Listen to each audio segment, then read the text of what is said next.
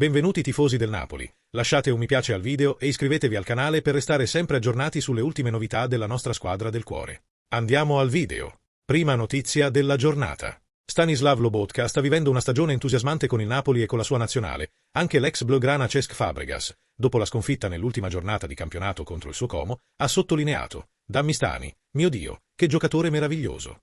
Vado pazzo per quelli come lui, capaci di capire il calcio, di recuperare palloni, ti fanno vincere le partite. Xavi era dello stesso parere dopo le partite di Champions League della scorsa stagione e l'attuale dirigenza catalana potrebbe rimettere il giocatore nel mirino. Secondo quanto riportato dal Mundo Deportivo, il Barcellona potrebbe attaccare nuovamente il centrocampista azzurro. Nell'ultimo mercato ci ha provato, ma è stato accolto con il rifiuto dei dirigenti azzurri. Conte non ha mai considerato il suo trasferimento e lo ha arrestato a priori. Come evidenzia il quotidiano sportivo iberico, nelle prossime sedute, prima invernali e poi estive, il Barcellona potrebbe riprovarci. Lo slovacco piace anche a Pep Guardiola e quindi nella possibile corsa non bisogna dimenticare la concorrenza del Manchester City. Il Napoli, dal canto suo, vuole trattenerlo e difficilmente lo cederà. Seconda notizia dal Napoli. Quando il Napoli acquistò Antonio Conte, ritenendo le caratteristiche tecniche del centrocampista ideali per l'allenatore, in molti avevano assegnato il titolo di Vidal del Napoli all'ex calciatore del Bari Michael Folorunsho. In effetti non era così atteso, visto che finora non ha mai trovato molto spazio sul campo del tecnico salentino. Nell'ultima sessione di mercato era a un passo dal dire addio definitivo al club italiano di De Laurentiis. Dopo l'ottima annata con la maglia dell'Hellas Verona, infatti, il ragazzo è stato citato dall'Atalanta, ma alla fine l'infortunio di Scamacca ha cambiato un po' i piani.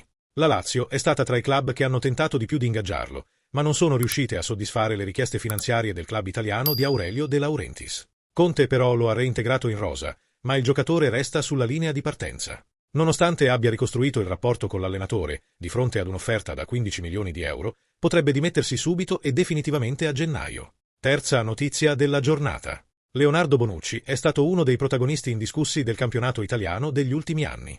Juventus su tutte, ma anche Milan e Bari all'inizio di una carriera fantastica.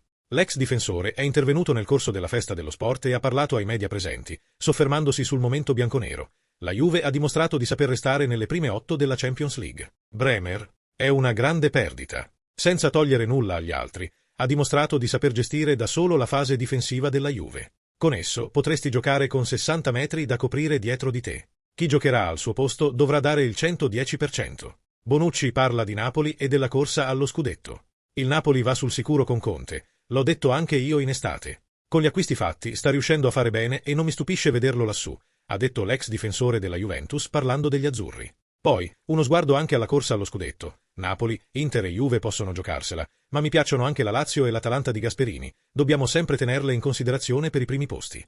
Vedo il Milan come un passo indietro, le parole di Bonucci. Secondo te, tifoso? Sei d'accordo con lui oppure no? Lascia il tuo commento al video e iscriviti sempre al canale Forza Napoli.